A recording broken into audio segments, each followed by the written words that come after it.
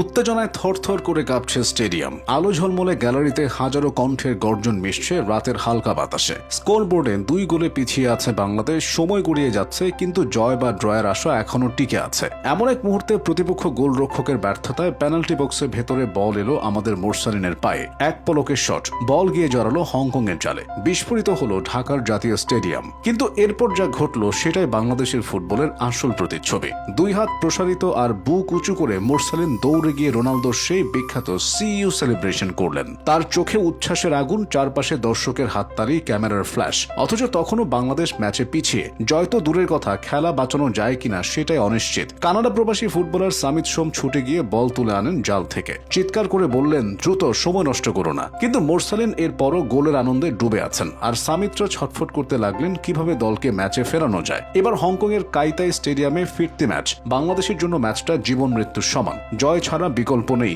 Score লাইনে 1 গোলে পিছিয়ে বাংলাদেশ। এবার ফাহমিদুল ইসলামের হেড থেকে প্রতিপক্ষ ডিফেন্ডারকে এড়িয়ে উড়ন্ত পাখির মতো ছোবল মেরে প্রতিপক্ষের জালে বল পাঠিয়ে দিলেন রাকিব হোসেন। সমতায় ফিরলেও বাংলাদেশের কাজ শেষ হয়নি, কারণ এশিয়া কাপে খেলতে হলে জিততেই হবে। কিন্তু গোলের পর সেই একই কাণ্ড। রাকিব ছুটে গিয়ে স্টেডিয়ামের পাশের ইলেকট্রিক বোর্ডে উঠে বসে পড়লেন। মুখে উল্লাস, চোখে তৃপ্তি। আয়েশি ঢঙ্গে বসে রইলেন, ভাবলেন এই মুহূর্তে তিনিই নায়ক। কিন্তু বাস্তবতা হলো, ম্যাচ শেষ হওয়ার পথে জয় এখনো দূরের বাতিঘর। সুদূর ইংল্যান্ড থেকে উড়ে আসা হামজা ঠিকই বুঝলেন সময়ের গুরুত্ব। সেলিব্রেশনে যোগ না দিয়ে জাল থেকে বল কুড়িয়ে দৌড়ে মাঝ মাঠে গিয়ে নির্ধারিত স্থানে রাখলেন। বিপরীতমুখী এই 2 ছবি আসলে আমাদের ক্রীড়া জগতের প্রকৃত মানসিকতার প্রতিফলন। আমাদের খেলোয়াড়রা অল্পতেই তুষ্ট হয়ে যান। একটুখানি আলো পেলেই সূর্য ভেবে বসেন নিজেকে। নামের পাশে একটি গোল, একটি হাফ সেঞ্চুরি, একটি উইকেট কিংবা ব্যাটিংয়ে নেমে স্রেফ অপরাজিত থাকায় যেন বিশ্বজয়ের সমান।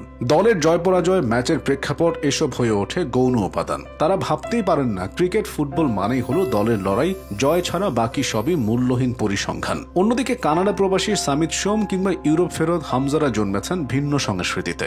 জয় মানে তাদের কাছে শুধু ব্যক্তিগত নৈপুণ্য নয়, বরং মানসিকতার জয়। তারা জানেন এখন সেলিব্রেশনের সময় নয়, কাজ তো সবেমাত্র শুরু।